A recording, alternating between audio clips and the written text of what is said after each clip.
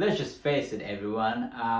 Buying a house can be a long process. It can take a month or sometimes even a year. Now, also, there's so many information out there. Now, it can be very daunting and overwhelming for some people, especially if you are a first-home buyers looking to get into the market.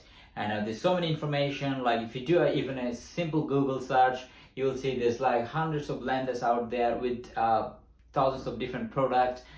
They have different policies. There's just so much information out there, and you don't know where to start. So welcome everyone, my name is Ari, and in this video I'm going to share 4 simple basics of buying a home today. So that will help you to give you a basic understanding that how home loan works and what you need to do if you are looking to buy your first property by end of this year, or maybe next year, or even in next few months. So let's get into this. So the number one that you need to know, what can you buy?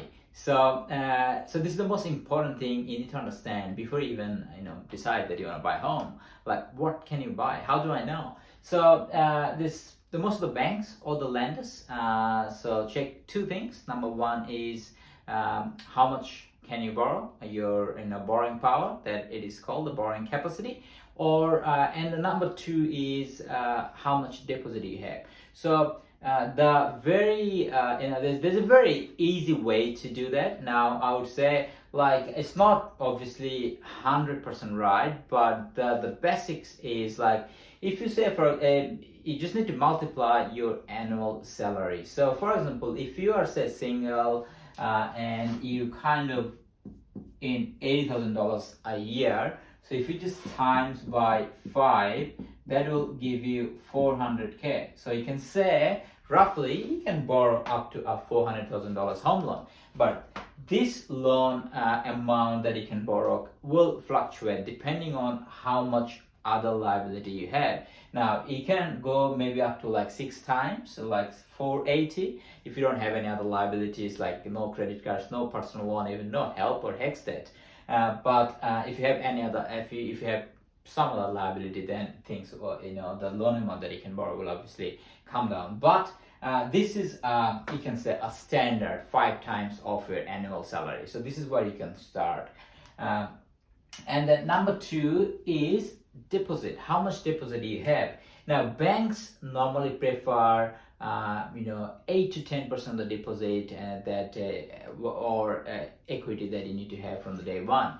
So what it means, like, if you are looking to buy $500,000 property, then you're probably looking at, say, if it's 10%, you're probably looking at, say, $50,000 you need. Now this is a very basic figure that I'm giving, but this figure can fluctuate or can change. There's so many other lenders who will give you a loan even with a 5% deposit, and there's so many schemes like the first home loan deposit scheme that by the Australian government. They are you can go there and buy a property with a 5% deposit as well. But just to help you understand, if you're new into the market and thinking of getting to the market and buying your first home, you can actually work out to be like this. Like $500,000 property, you roughly need 8 to 10%. Like you need probably $40,000 or say $50,000 on that 500k. So there's 2 things you need to remember.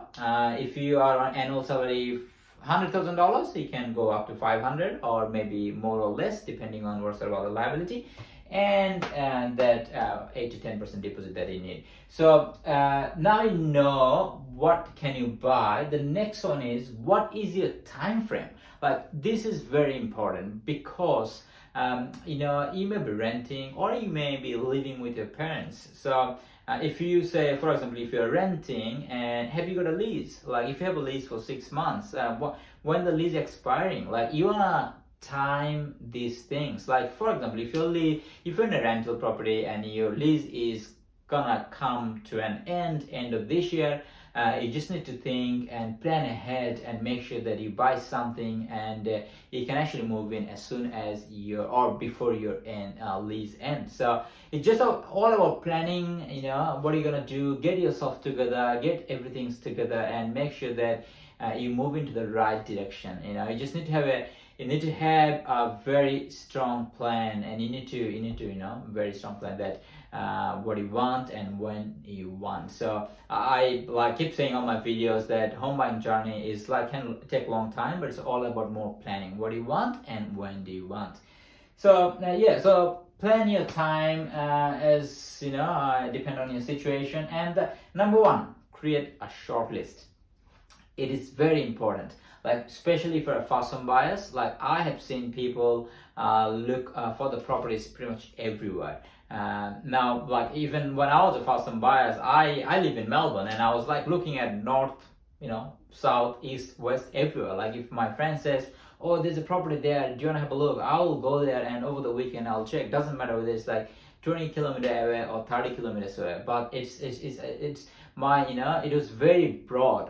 It was very overwhelming and just made me feel so tired, and the experience is not that good. So what do you want to do? I was kind of going through a shotgun everywhere.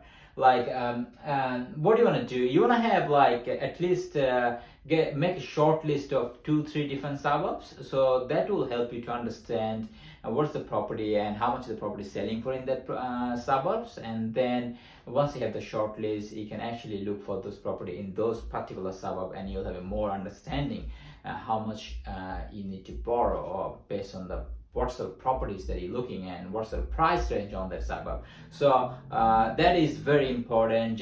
Don't just go everywhere. Create a list.